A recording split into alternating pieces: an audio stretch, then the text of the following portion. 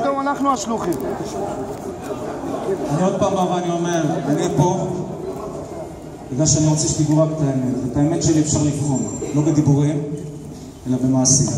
שקרן! אני לא יודע לשקר, לא רוצה לשקר. עולה, עולה!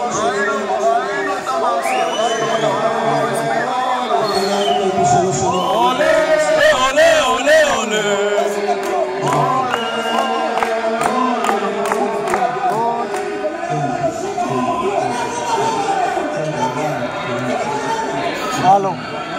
עכשיו השאלה היא, אני שואל עכשיו אתכם, אם אתם רוצים לדעת את האמת, או שעכשיו אנחנו נותנים להם, להביא לכם את האינפורמציה האמיתית.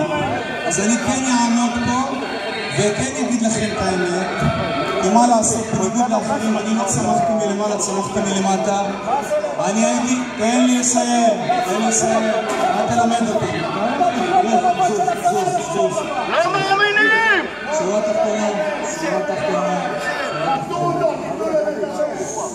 תנו לו לדבר, אחרי זה תגידו מה שאתם רוצים. למה אנחנו מדברים את האמת? הוא שקרן! תנו לו לדבר!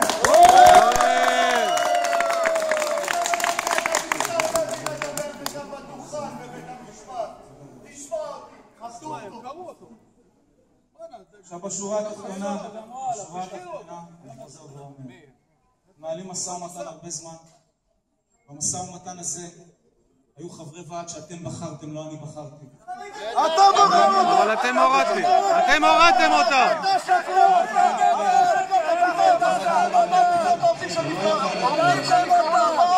על ידי עובדים ולא על ידך. אתה פיטרת אותה.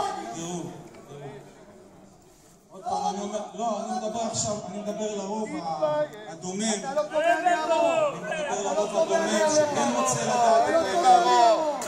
אני כן רוצה לדעת את האמת. שאנחנו ההסתדרות כן דואגים לביטחון התעסוקתי שלנו. מאוד! מאוד! אני אגיד לכם את זה. הייתה פה ישיבה עם יושב ראש ההסתדרות.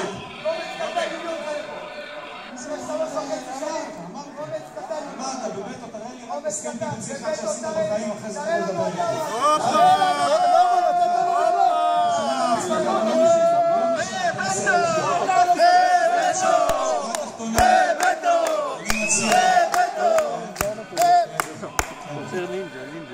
עכשיו עוד פעם, יושב ראש ההסתדרות ב-28